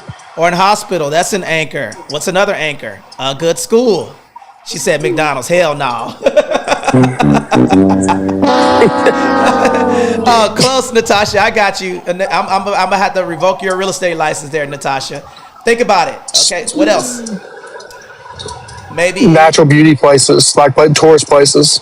Okay. Like hot springs or national park or state parks. Okay. All right. Paying tourism bucks. Okay. How about new housing developments? Do y'all know why the IRS favors people who own real estate? Do y'all know why? I'm gonna give you why. The IRS favors people who own real estate is because you're bringing money into the community. Because when they put a body, the reason why they have land banks and things of that nature in local areas is because they want to put something in that local area so you can bring more revenue to the local area. I'll give you an example. Okay, so if I move into a neighborhood and there's the more people that are there, you're gonna increase the GDP of that local area. So here's an example. If I'm in a local area, where am I gonna spend money at? The grocery store, the car wash. You feed small businesses, and then also your property taxes goes to pay for the local municipalities. Okay, all right. So that's the reason why the IRS favors people who own real estate and give the best tax benefits. Okay, so who has questions? Anybody What do you think of the portable rate? What do you think of the portable rates? It just depends, man. I mean, how I kind of look at portable rates is that they are specifically for what they're for. You know, there's a lot of people who everything is it's basically means that that you can take an existing low interest rate when you move into a new home, right? So I'll give you an example. So a portable rate would be like a taking over a VA loan, right? That rate's in place, right? So that's that person got the VA loan at a 3.125 30-year fixed interest rate. But there's pros and cons to it, because when you take over those rates, if it's veteran to veteran, right? If there's a veteran in the property and they got a VA loan, if it's veteran to veteran, that new veteran certificate of eligibility gets freed up. But if it's veteran to civilian, that person's eligibility is compromised, right? So, and then also portable rates, you got to pay the difference. So you either got to get a second mortgage or pay cash. So, it just depends on how, it just depends. I think it opened the market up a ton, though. I think portable rates would be something that, like, if they really instilled it in government backed, like you could take your mortgage with you. I think it would open up like a lot of the real estate market again. I think there's a lot of people, like, that's me. Like I'm currently looking at some real estate, like for me and my wife to move like from our primary residence, and just I can't grip the fact of like losing, because like right now I'm locked at a 3.1. It's it's hard for me to swallow a 3% jump. Like, and you're like to move into something that's, I'm getting pretty much less for more. So it's just kind of, I think it would open up a lot of people that are kind of like the higher middle class to lower upper class. I think it would open a lot of capital for them to move. Now, I want to say something that Nate talked about that I want to tell you guys that is very important. Put a 3 in the chat if you guys want to learn something. And guys, I told y'all, once I get to 30,000 likes, I'm going to unlock another nugget, okay? So right now, tap the screen. Down at the bottom, you'll see an arrow pointed right. Share this with your people, because we're going to be talking about things that a lot of you all need to know. Now, I'm going to ask you guys a question, okay? This is going to be a hard question. How are properties... What creates value in real estate? What creates value in real estate? How are single family homes and multifamily? What creates value in property? Equity. Okay. Equity. Okay. So UZR said demand. What else? That's one of them. Location is definitely not one. Cash flow. Cash flow for multifamily? Yep. Yes. Okay. Raising the rent, adding units, adding amenities. You can charge for parking. You can add storage units, a laundry room, all that. Okay. There's 4 things that create value in property. Okay. I'm going to tell you what they are. Okay. Single family homes, value is going to be on these 4 things. Multifamily is going to be the value is going to be based off of how much revenue the property can attain. Okay. So here's an example. Okay. Number 1 is scarcity. I'm going to type this in my scarcity. Okay. Now this is going to be your homework for you guys to do. Everybody write scarcity in the chat. Okay, I'm just going to type this in the chat and then I'm going to read it to you, okay? Now, a lot of people don't even know how homes are evaluated. I do not buy property unless it meets these 4 things, and this is going to be your get out of jail free card, and this is going to give you a specific example of how this stuff is acquired, okay? Now, listen, okay, scarcity. In economics, scarcity is the idea that we have limited resources but unlimited wants. Real estate is one of the clearest examples of this. How scarcity in economics shows up in real estate in simple terms can be used. Scarcity equals limited resources, not enough of something. In real estate, scarcity usually means limited supply or properties in a specific location. So here's an example. If lumber goes up, I want to see if you guys got this, guys. Here's a little bit of winning real estate trivia. Here we go. Okay, make sure y'all are tapping that screen, okay? All right. Number 1. If lumber has tariffs on it, is it going to be higher or lower?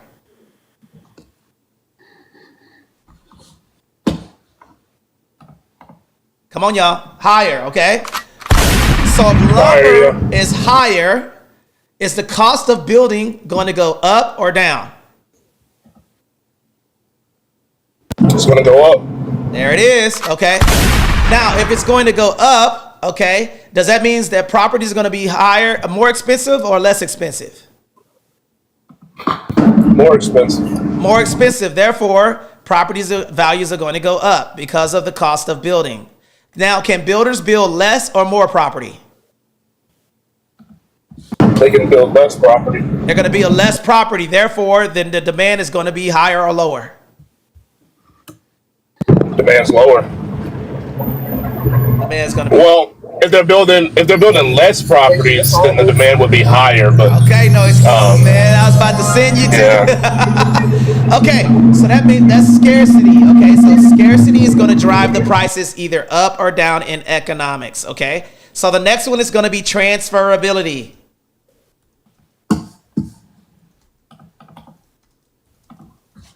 Okay, now I'm telling you guys this because this is going to help you guys be comfortable in investing in real estate. This is something that a lot of people don't understand. Okay, so I'm going to do transferability. What does that sound like? What is the number one reason, Nate, why people are not able to transfer properties?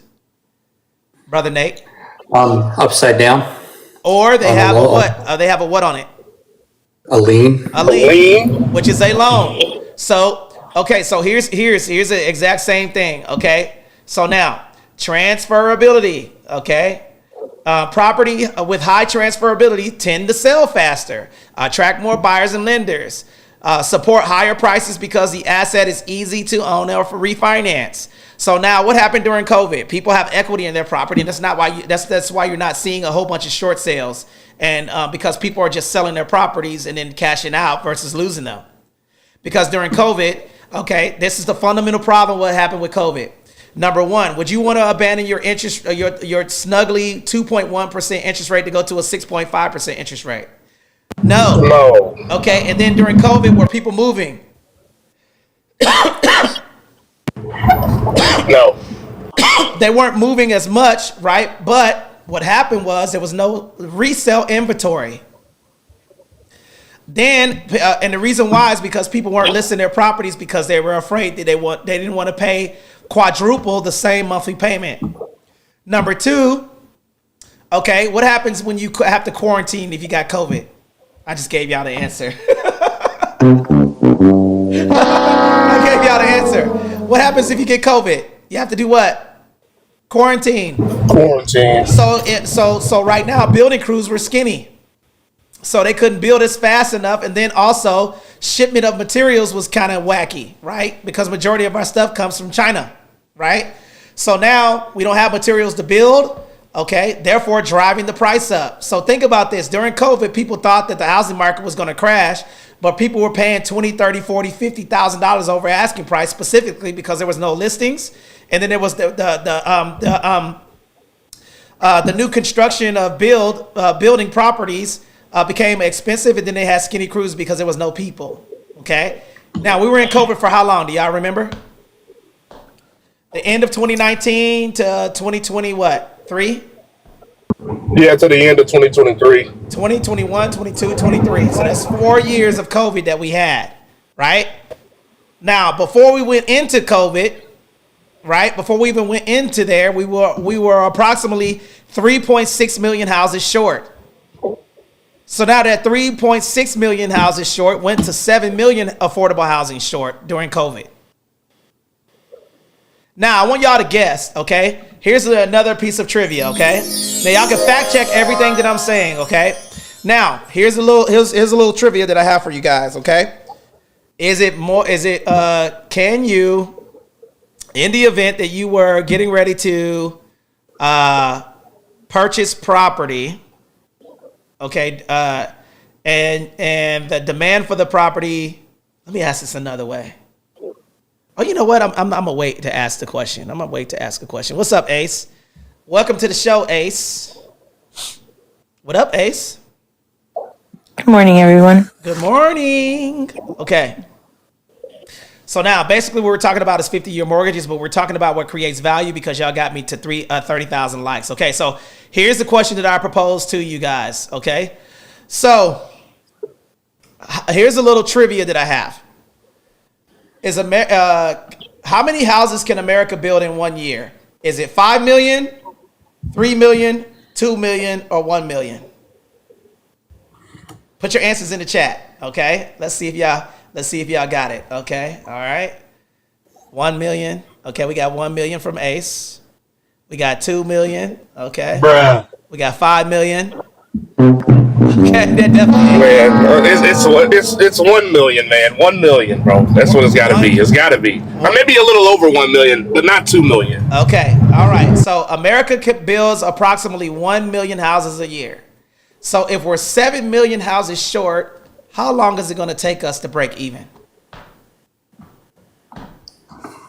14 years. That's it.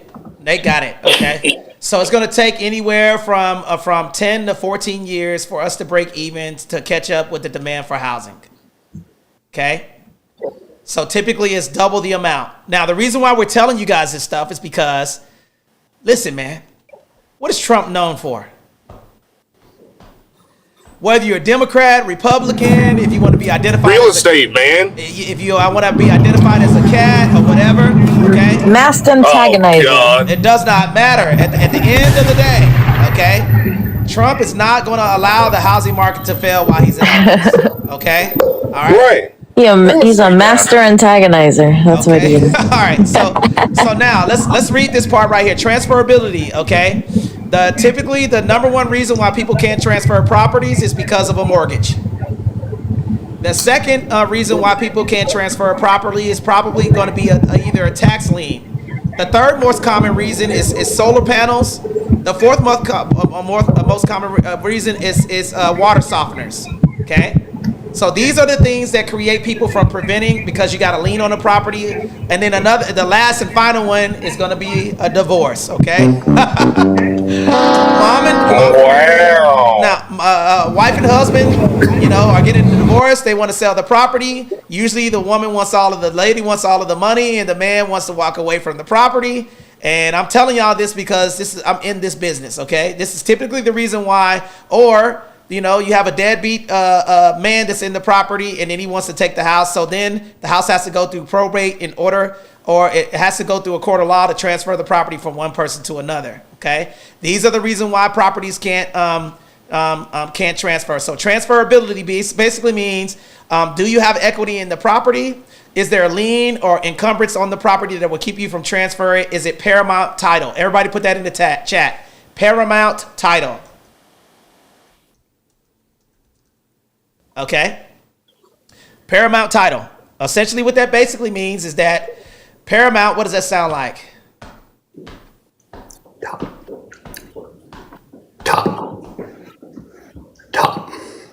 Most important.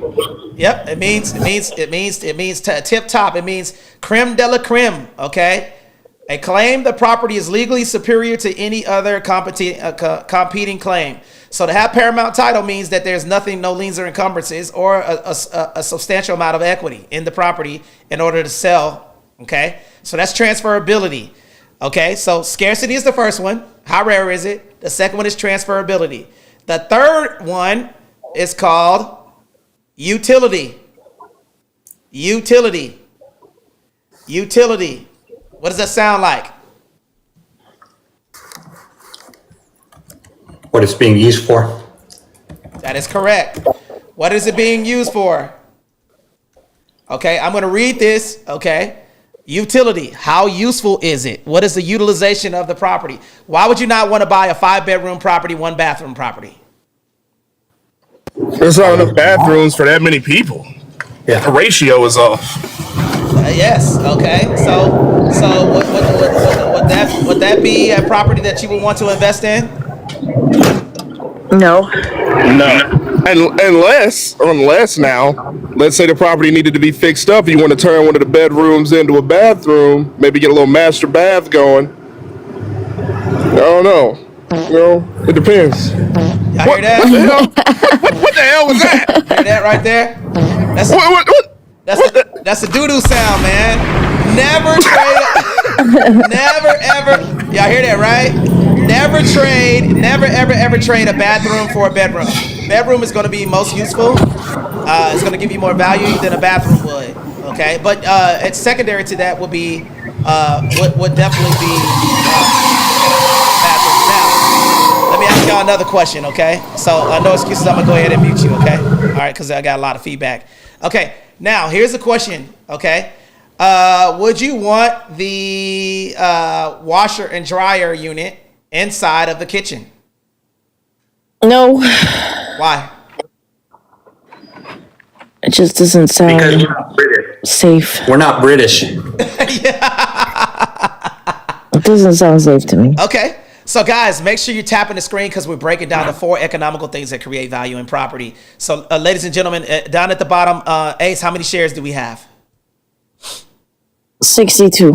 Okay, get me to 100 shares right now. Type real estate in the chat and we're going to give you all the last 2. Okay, ladies and gentlemen, let me go ahead and do a quick room reset. My name is Anthony Glenn. I'm a serial entrepreneur, buy and hold investor, real estate broker. Okay, I'm a partner with billionaire Grant Cardone. I'm the CEO of Cardone Veterans Group. I was in the Marine Corps from 1996 to 2016. I bought my first property in 1998 in Hawaii, and I've been utilizing my VA loan to build wealth. Okay, and then I got in a multifamily about 8 years ago, and I've been riding into the sunset ever since. Okay, so right now, what we do is when we talk on this panel, we talk about how to win in real estate. Okay, we have a VA loan masterclass coming up next month. If you guys are interested in that, we had 3,700 people registered for that VA loan masterclass. That is free. If you're interested in buying real estate, you will see the number above my head. Text LEARN, LEARN, to the number above my head, because listen, 2025, 2026, what are you waiting for? What are you waiting for? Okay, we're going to teach you how to invest in real estate versus buy real estate. There's a fundamental difference. What's the difference between buying and investing? Does anybody know? Buying and investing, what's the difference? Investing is long-term, buying is short-term. That is correct. Buying is transactional. Okay, and investing is in perpetuity. That means how much money that the property can make, right? When you're buying single family homes to live in them, that is really not an investment. When you're buying a single family home, you are purchasing a property. The equity position is non-liquid. When you're investing in real estate, you're buying to cash flow or you're utilizing it for a tax purpose, okay? And typically, I want to tell y'all something. That is the fundamental difference. When you're commercial real estate, that means that if a 5-plex or more is evaluated on the actual value of the property based off of how much revenue the property can generate. Okay. All right. So now, investing in real estate. Let me read this. Cash flow, appreciation, and wealth. Buy a property to make money. Okay. You're the owner investor. You now own a business once you put properties into it. The pros of it, you get passive income, tax write-off, appreciation, and tenants pay it down what you owe. The cons of it, it requires management experience. If it's vacant, you have vacancy loss. You have to pay repairs, and then you have to deal with market fluctuations. This is why I tell people to stop underwriting property. The biggest mistake that most real estate investors make, and Nate will tell you, is that they're getting property and they're buying it on its potential income for short-term rentals. That is a huge mistake because short-term rental regulations can change overnight. Okay. Now, guess what, y'all? Y'all got me to 40,000 shares, man. I'm loving it. Okay. So now let's talk about, we talk about scarcity, transferability, utility. Okay. Utility means how useful it is. I'm going to read it to you guys so y'all know. Utility, okay, economics. And then the last one's going to be demand, okay? Scarcity, transferability, utility, demand. Stud or dust, however you want to say it, okay? Utility means the satisfaction or benefit or happiness a person gets for consuming the goods or services. What is this useful life, okay? So now, let me do a little bit of trivia right now. And No Excuses said that he's going to cash out all of you guys $5 for every person. The next 20 people will get the answers right. Here we go. Thank you, No Excuses, for texting me that. Hey man, go ahead and play that poop sound, man.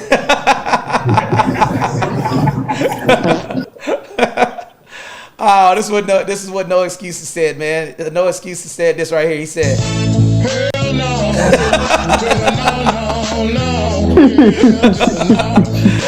Ladies and gentlemen, if you guys are enjoying the conversation, man, tap the hell out of that screen. Come on up here. Talk to me, guys. We like to make real estate fun again.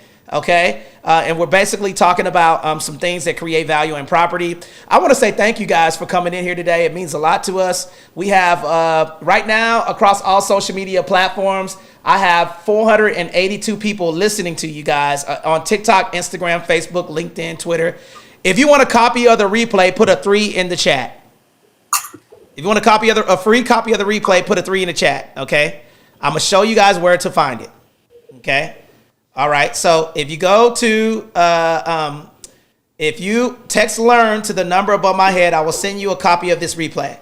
Okay. And then you could go back and listen to it and take some notes because there's some nuggets in here. Okay. And then also, you guys could go to, the Winning Podcast on YouTube, and you guys will be able to see us live and in color. Right now, if you go to Tony Glenn II, 2 N's, 2 I's, .com. I can't say it, but Tony Glenn .com. You'll be able to see the YouTube icon. Click on it, and then you can say hi on YouTube also. Okay, you can see us live on YouTube. Okay, now here's the last one. Demand. Everybody put the word demand in the chat.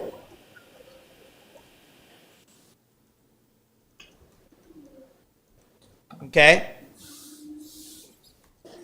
Okay. Now, scarcity, transferability, utility, and demand. Here's a breakdown of a demand. Okay. The number of buyers willing and able to purchase real estate at a given price. Let me say that again. The number of buyers willing and able to purchase real estate at any given price. Okay. Demand is driven by people and money, not location. Let me say that again because the 3 L's, the 3 big famous L's, everybody says location, location, location. That is bull crap. I'm so tired of hearing that. The economics is what drives people to a thing. Here's a big drivers of demand: population growth, income levels, interest rates, employment and job centers, consumer confidence, government policies, 50-year mortgages. Okay. Now, why is Michael Jordan famous today? Here's a little bit of trivia right now. Here's my question. Why is Michael Jordan famous? Are you talking about from his basketball deals, or are you talking about NASCAR? Okay. What is, well, he's famous because of his reputation, but what else is he famous for? What is he famous for selling? Nike. Jordan shoes, correct? Okay. So now, who made Jordan shoes first? Nike. Nike did. Is Nike a $1 trillion company? Because of Jordan's, yes. Okay. So think about it like this. Because of Jordan's name, image, and likeness, Nike created a shoe called Jordans. Now, what Nike is clever at doing, that everybody took the exact same thing from the blueprint, they created false demand and false scarcity. Here's how. Put a 3 in the chat if you've seen. Type real estate in the chat if you actually seen. The reason why I'm having y'all type real estate is because the For You page will recognize us, okay? So either put FYP or type real estate in the chat if I'm right. Do you believe that Nike has the ability to keep up with the demand as a $1 trillion company for Nike shoes? Yes. So what Nike did is they said, okay, type real estate in the chat if you've seen Jordan shoes on TikTok, Instagram, Facebook, LinkedIn, Twitter, Farmers Only.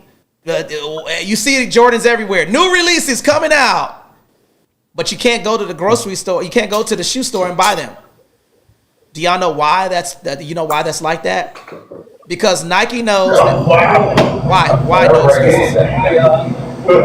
Well, because they're creating scarcity for that product. They're creating scarcity to force the demand of the product. They advertise it. New Jordans dropping. They advertise it that they're dropping. They make 1 million of them, and 20 million people want them. Therefore, creating demand and keeping the value high. So scarcity, transferability, utility, and demand. Okay. Can I get 2 people to raise their hand and get on the stage real quick? Because I want to ask y'all a question. I'm going to give you guys a pop quiz. Okay. Those are the 4 economical things that create value in property: scarcity, transferability, utility, and demand. Scarcity, transferability, utility, demand. Okay. I do not buy real estate unless it meets these 4 things. Now, here's the question that I propose, and then we're going to get back to the 50-year mortgage. Okay. All right. Now, let's see if you guys got this. Can I get 2 more people to raise their hand? We got 71 people here. Come on, y'all. Come on up. I don't bite.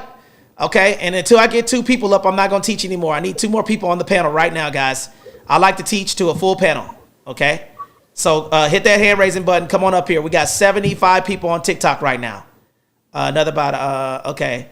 I might participate kind of in another project with AI. I'm in the bed. Well, get your ass up, AZ. Okay, come on up here. In the fart sack, man. Listening to me. I would have noise in the background. That's okay, Natasha. Come on up. We okay? Okay. All right. So now here's the question that I'm going to propose to you. Okay. Which one is this one? Scarcity, transferability, or demand? 1 bedroom, 1 bathroom property in Las Vegas, Nevada. Okay. On the market for 90 days. Scarcity, transferability, utility, or demand. Which one does it affect? 90 days. In a Demand? They don't want that property, boy. In a seller's market. Transferability. There's something wrong with the no? For 90 days? I don't think it has any demand. I don't, Oh wait, it's affordability. It's affordability. It's the price. It's overpriced. Okay, it's overpriced, therefore there's no demand for it. Okay, that's it. All right, here we go. Y'all get how we're going to do this, guys? Tap the screen if you guys want to participate. You can put your answer in the chat, guys. Scarcity, transferability, utility, and demand. Okay, all right, here's the next one. All right, here's the next one. Okay. Property, 5 bedroom, 4.5 bedroom bathroom property, completely remodeled. Okay. In the area, okay, where in Compton, California. Okay, in the hood. Scarcity, transferability, utility, and demand. A unique property, custom property, Compton, California. Scarcity, transferability, utility, or demand. Custom property. How many days on market? Scarcity, I ain't gonna tell you that. Scarcity, transferability, utility, or demand. Demand. Nope. There's no demand for it. Nope. I feel like it would be utility, because somebody that's buying a property like that, they're not gonna buy a property in that area. That's it.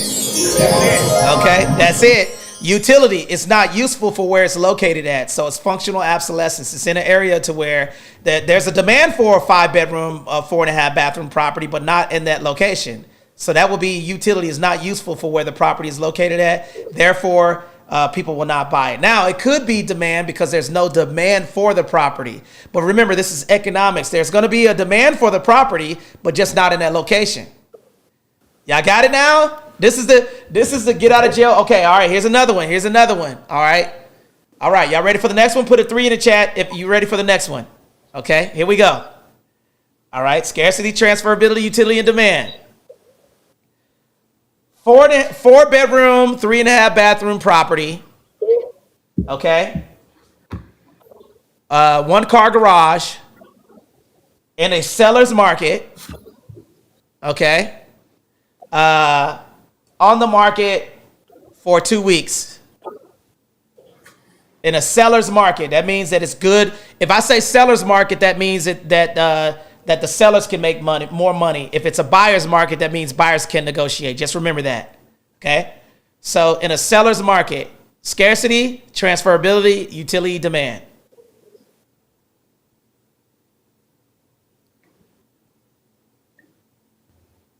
House been on the market, completely remodeled, 5-bedroom property, 2.5 3 bathrooms. Okay, a 1-car garage, super cool, completely remodeled. Scarcity, transferability, utility, demand. Could be utility again because of a 1-car garage. Oh, you got it. You got it. You got it. It's a 5-bedroom property with a 1-car garage. Okay. All right. Here's the next one. Last one. Scarcity. I see. Is there a Zoom link? Okay. No, we're live on TikTok. So if you want to go to TikTok, hold on, TonyGlennii.com to get on TikTok. So y'all, we getting a lot of engagement on Twitter. Right now, we have 632 people across all social media platforms right now. Okay, so Nate, are you in front of your computer? Yep. Okay. Always. Go to TonyGlennii.com and then tell me what you see. I want you to see. Tell me if you see me on YouTube. I want to see if you can. Tony Glenn. Tony Glennii. .com. Yeah. Okay. It's coming up slowly. Okay, we need you to update, man. We need you to. It says right here on the website. It says extra large jockstrap distributor in the United States. It really. What are you waiting for? Okay, Yeah. so now scroll. It's got the USC emblem right there on the. So Nate, man, see, you didn't know you would have this much fun, man. You didn't know you would have this much fun on TikTok with us, huh? I guess not. Okay, where are you located at, by the way? I'm in Mississippi, so. Okay, we need to connect, man, because we went out to the reserve unit, and I'll send you a picture. I have a government situation to where I can go on military installations and teach VA loans. So okay. I might, I might need to connect with you, see if you want to do some business with us. Okay. Well, I'm an Army guy, so I don't care for the Marines, but Oh, man, this guy, man. What do you say? Wow. You don't care about what? yeah, I'm Hey messing man, with look, him. I'm an Army guy too, man, and the Marines are something else, but we love them. Yeah, all my crowns disappear in the house when one comes over. I don't know where they're at. Wow. Well, that means that all of your friends are black if they drink a Crown. There you go. Now, if you would have said Jim Beam, brother, that would be different. Okay. All right. So He off the Henny and the Don Julio. yeah. So guys, we have fun over here, guys. Put a 3 in the chat if you guys are having fun. I want to say that I appreciate all of you guys for coming to our channel today, guys. We really appreciate all of the love. And then hopefully you learned something today. Today we went over a 50-year mortgage. We learned how to figure out the amortization schedule manually. We showed the fundamental difference, the payment between the principal and interest payments over a 30-year, a 15-year, and a 50-year mortgage. And then now we're talking about what creates value in property: scarcity, transferability, utility, and demand. Here's the last one. Let me see if y'all got this one. It's going to be a trick one. All right.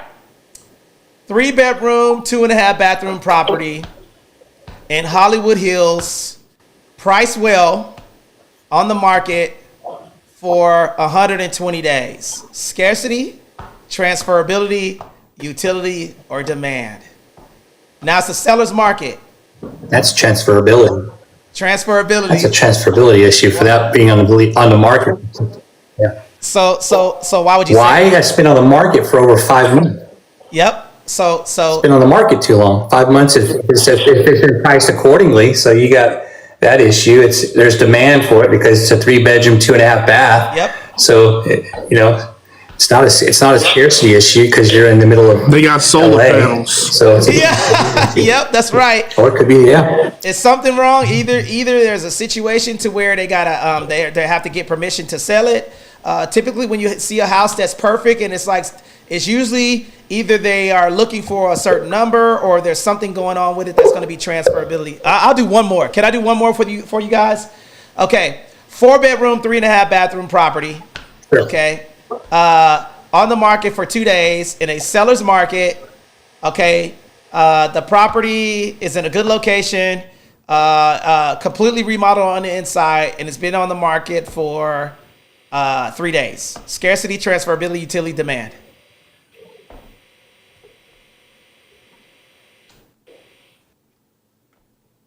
Wait a minute. Say that again. Scarcity. And I know that I don't have a problem with anything else. Is it demand? You got to say it again because I didn't. There's something that I didn't catch. Okay, property's been on the market for 2 days. 4-bedroom, 3.5 bathroom property, completely remodeled, priced well, on the market for 2 days. Seller's market. There might not be anything wrong with that property. It's just waiting on the right person to come buy it. That's it. It checks all of the boxes: scarcity, transferability, utility, and demand. Okay, so ladies and gentlemen, guys, so when you're buying property or investing in property, that's a little get out of jail free card that you guys can utilize when you're negotiating on property. Okay, and it's a very, very good way for you guys to not buy something that is not worth it. Thank you for the cowboy hat, Nate. I appreciate you. And follow all of my No Excuses, my co-mod, Ace, my co-mod, and then Nate, my guest mod. Really appreciate you being here. People who come on stage and they participate in me, that sounds like Diddy, man. Hold on. I participate. Wow. Participate with me. Oh my God. Oh my God. All right. Then I'm out. Yeah. I'm out. Uh-oh, Nate got some affiliation. That's a Marine thing, man. That's a Marine thing. No, that's a Navy thing. Oh, really? Okay. You're going back to your weapons thing. This is my weapon. This is my gun. Who pays you? So guys, if you have questions, please raise your hand and get on the panel. Does anybody have any question about the real estate market or any questions about a 50-year, 30-year mortgage? Any questions on stage? Anybody? If something happened to me, it'd be exactly. Okay. All right. So I have a question for you. Sell the house. What creates value in multifamily?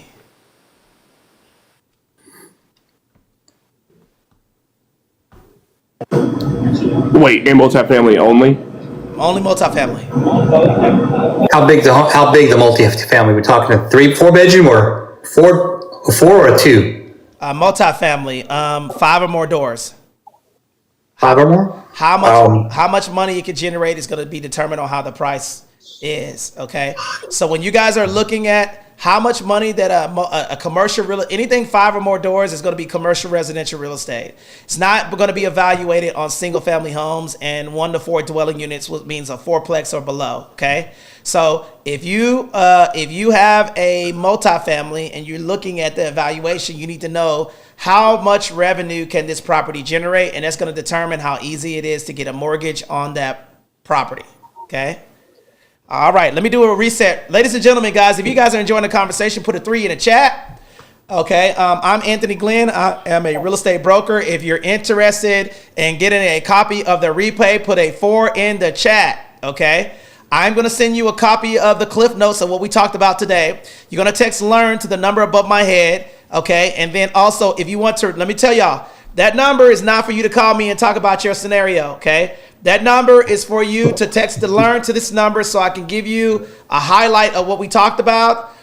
Or if you're interested in buying real estate, you could schedule a one-on-one consultation with me and my staff. Okay. Don't be calling me, asking me to go out with you or anything like that because we ain't friends. Okay. No, I'm joking. All right. But if you're interested in investing in real estate, text LEARN to the number, okay? And then you can get on my calendar and I can diagnose your one-on-one scenario for real estate only. If you're interested in business consulting, if you want me to diagnose your business, if you suck at running a business, okay? We do have business consulting, okay? We're doing business credit masterclass this Friday, okay? We got 26 tickets left, okay? It's going to be 9 a.m. Pacific Standard Time, all right? 9 a.m. Pacific Standard Time. Come hang out with us. Buy us dinner. That's how much it costs to get into the Business Credit Masterclass. Okay, it's not that much money for you cheap ass people out there. All this game y'all been getting, the stuff that I taught y'all today, you're gonna save the amount of money that you got there. So if you want to get on a free, you want to get on a one-on-one consultation on business, or you have a unique scenario, you can book a 30-minute session with me. Okay, and then we can talk about your scenario. Here's what I want y'all to do though. Okay, I'm gonna give you so much game in 30 minutes, but the problem that you guys have is don't book the consultation call not being prepared. Make sure you write down your questions, because a lot of y'all, when y'all get on a consulting call with me, the first 15 minutes is me trying to diagnose what you're trying to do. So when you get on the consultation call, there's a couple of things that you're going to need. Number one, you're going to need a pen. Number two, you're going to need a calculator. And then number three, you're gonna have to have thick skin, because I have to pack so much stuff in that 30 minutes in order for me to diagnose your scenario. Just make sure you come prepared. Don't come and then you're like, well, I want to start a business. Well, what type of business you want to start? Are you incorporated? Okay. Tell me where you are at least. Okay. Tell me all of the things that you've gotten before you get on that consultation call with me. Okay. That way you're prepared. Okay. Now, let's see here. 50-year mortgages can make sense when you realize the average seller their house every 15 years. That's correct. Okay. So now, let's talk about the secondary market. Nate, you want to do that? Well, I'll let you do it. That's too dry for me. All I can say is it's all backed by securities. They package them. Fannie and Freddie package the deal. It's then sold to a secondary market, such as a servicer. Could be the biggest and largest are Bank of America and Wells Fargo. Those are the two largest ones that buy it, along with BlackRock. And then that's how they pretty much do it. So, but that's the problem you have with 50 years is that I don't know if there's a market for that. And there's not been one for the 40 years. So it's neither here nor there. I mean, it's a good product to get into if somebody offers it. So. Okay, and let me explain what he says, okay? And I'm gonna break this down so all of you guys could understand it. Put a 3 in the chat if you guys want to know what he's talking about, okay? All right, so I'm gonna break this down for you guys so you understand what happens, okay? So basically, you have A, B, and C, okay? A is a Maserati, B is a minivan and C is the Nissan Altima on donuts, okay? So A loans are gonna be your 680 and above, okay? Good credit. Okay, got a little coin in the back, good solid interest rate. That's gonna be your thank you. That's gonna be your Maserati. Okay. Then you got B paper. You ever went to Home Depot and you saw that refrigerator, but it's got a dent in the side? That's gonna be your B loans. Okay. And majority of Americans, when they buy properties, are in the B category. Okay. Then you got C. Okay. That's the participation trophy. All right. That's your son that plays. We call him riding the pine. Okay, he's on the team, but you know his stats look like this: 3 water bottle assist. Okay.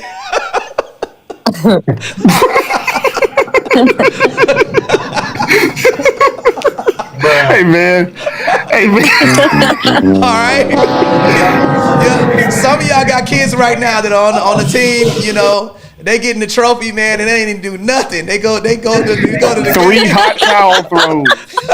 They go to 9 high fives.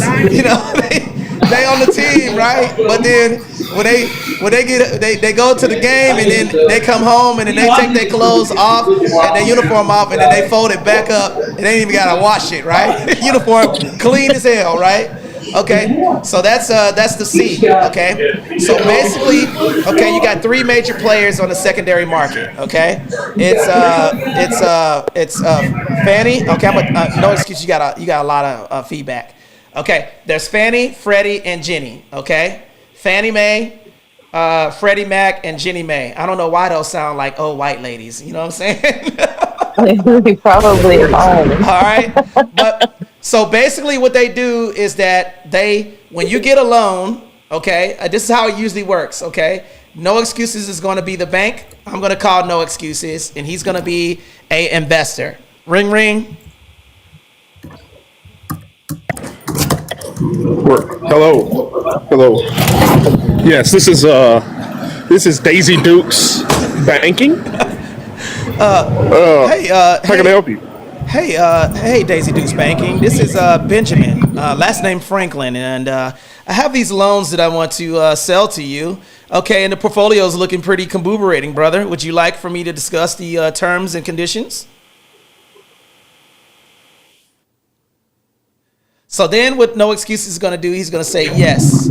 He's gonna look at that portfolio, and then it's gonna be a bunch of loans in there. Okay, it's gonna be some A paper. Okay, it's gonna be some B paper, and then some C paper. Okay, but what they usually do is on these loans, investors will buy these, or they get sold on the secondary market, and how that person buying those loans, right? Those portfolio of loans, right? They're gonna look at that and see what the risk is and the reward, right? And they're going to make money based off of the amortization schedule that you're paying. So imagine having 300 loans and they're getting $2,700 a month of interest on those loans. They're facilitators of the loan and everything else. So they package those loans and sell them on the secondary market. So then that's why when you go to Acme's, and you buy that Nissan Altima at 38%, okay, and then when you drive it off the lot, 6 months later, it's got Taliban lending on there, right? That's because somebody has bought that loan, and then now you pay your monthly payment to them. Does that make sense? So what Nate is saying, put a 3 in the chat if that was a pretty easy explanation. What Nate is basically saying is that the 40 and 50-year mortgages, based off of what happened back in the day, right, is that a lot of investors lost their butt because those people were doing stated income loans. Basically means I go to the bank, hey, I make $100,000. Well, what do? Okay, I'm a backup singer for 50 Cent. Okay, I'm gonna give you this loan. There's no verification, right? So now what happened is that during that time, okay, the big three, Chrysler, GM, and Ford. Think about this. The automotive industry crashed during the 2007, 6, 7, and 8 time frame, right? And then think about it. Chrysler, GM, and Ford, if there's 900 distributors that make one car, then small businesses and people were losing their jobs. Unemployment was up. And then what was America doing? It was building what? Big ass cars, big gas guzzler cars and stuff like that. And then good old Toyota introduced what to America? That ugly car. What is it called? Toyota Prius? The Prius, right? Yeah, the Prius. Right? The Prius. But man, America did not see the Prius coming, right? The Prius. Riding out on America. And we had. They don't sound like that. Yeah, I know. So now during that time, imagine you got the automotive industry, you got unemployment, and then what else went up? Gas. So now what was happening to those people? People were getting laid off. So if people are not making money, what were they doing? And then what was happening is that they had ARMs, adjustable rate mortgages. And then they had interest only loans. Hey, yeah, man. And then they have first and second mortgages. Now let me explain what each one means. Adjustable rate mortgages means that you can go from a 5% to a 7%. Okay? Or higher. Or higher. Now let's look at this. Let's take a look at this. Okay, put a 3 in the chat if you guys want me to explain what would be the monthly payment difference on a 5% interest rate and on a $400,000 property, and let's go a 4% interest rate to a 7% interest rate, or 8 or 9. Let's go 8. Let's go 8.5. So they got the property on an adjustable rate mortgage at $400,000. Watch this. I'm gonna break it down for you guys. So I'm gonna do so step number 1. Ace, do you have a calculator, please? Can you help me with a calculator? Yes. Okay. Let me know when you're ready. Okay, guys, tap the screen because I've been at 60,000. Give me the 70,000 right now. My goal is 100,000. So if you're in the listening lounge, tap the screen. We've been hovering around 50 to 60 people, and also every single person that's in this live, if you want me to break down how to figure this out manually, type real estate in the chat. Real estate, real estate, real estate, real estate. I'm ready. Okay. Now, what I want you to do is I want you to put, let's go 4.5 and then hit the percent sign and then equals. 4.5% sign. And then equals. What do you have?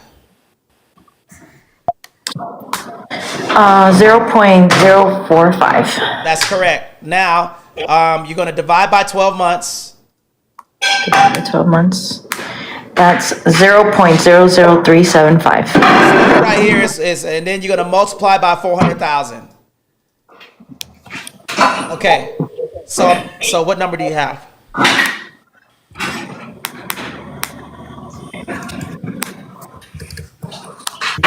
Zero zero three seven five 0.00375 times 400,000, just like I'm telling you in the calculator. 1,500. Everybody put 1,500 in the chat. Thank you, Ace. Every single person put 1,500 in the chat, guys. 1,500, 1,500, 1,500. Now, let's just say you got into that property on an adjustable rate mortgage and you're paying interest only, so that means that you're not paying down the principal. What does the principal mean? The amount that you borrow, that you're only paying interest. So you're like, yeah, I got a $1,500 monthly payment. But then you have an adjustable rate mortgage, and then that interest rate goes from that to at 8%. So now we're going to do the same thing. Go 8 and then hit the percent sign, then equals.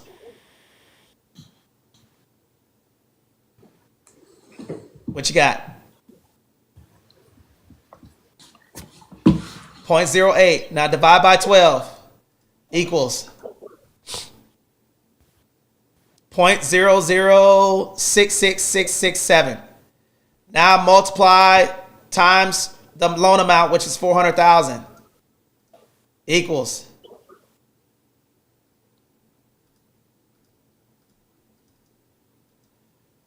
so that monthly payment goes up $1,166. Imagine that.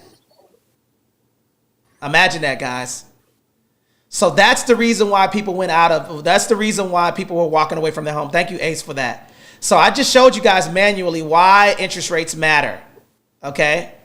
So when you guys are looking at these things and you're doing these things, this is important. And I'm breaking this down for you all shotgun style so you can understand it. All right? So now if you have questions in the chat, answer. Thank you. Okay, thank you. I look like what do you call it? An Egyptian. Okay, a black Egyptian. King Tut. Okay. Okay, King Tyrone, not Tut. Okay. Okay. So guys, what we talked about today, okay, is Black Dad. Can you come up and tell the people what the consultation call look for you? Okay.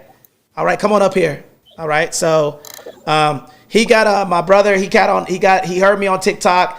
He actually ended up rocking out with me, talking to me a little bit, and then we were able to diagnose his business. Hopefully, he'll be able to come up. Okay. If you guys, thank you, Pompey. Pompin. I appreciate that. But ultimately, what I wanted to say is that I would really appreciate all of you all for.